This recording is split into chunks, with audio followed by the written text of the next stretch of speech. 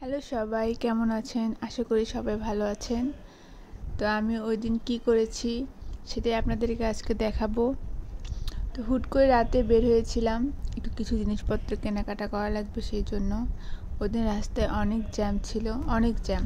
তো যাই হোক, এই তো জিনিসপত্র কেনার জন্য চলে আসলাম।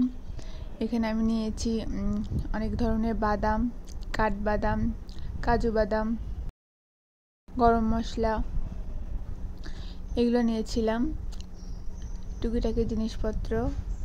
এই তো তারপরে আমরা হাঁটাহাঁটি করলাম, আশেপাশে জিনিসপত্র দেখছিলাম। অনেক সুন্দর সুন্দর জিনিসপত্র পাওয়া যায় এখানে।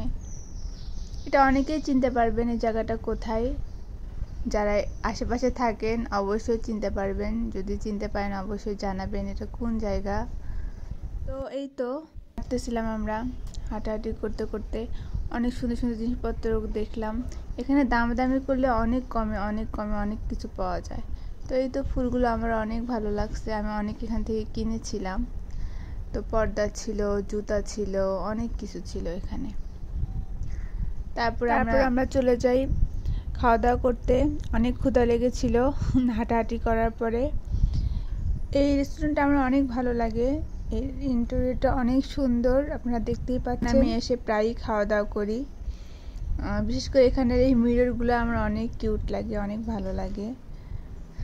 কিউট, তাই না? যাই হোক, এখানে অনেক ধরনের মাছ ছিল, মাংস ছিল।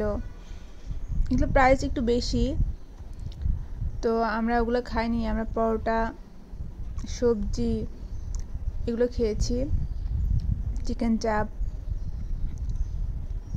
এখানকার পরোটাটা অনেক মজা, এখানকার পরোটা অনেক সফট, অনেক ভালো লাগে আমার এখানকার পরোটা। এই দেখেন সুন্দর করে ছিঁড়ে আসলো, একদমই নরম। আমার পরোটা আর শুধু সালাদ দিয়েই অনেক ভালো লেগেছে।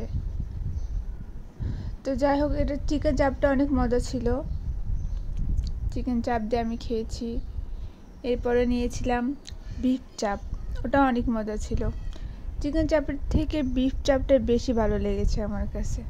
খাওয়া দাওয়া শেষে, প্রায় শেষ খাওয়া দাওয়া, তারপর আমরা নিয়েছিলাম ডেজার্ট, ফালুদা, কাশ্মীরি ফালুদা।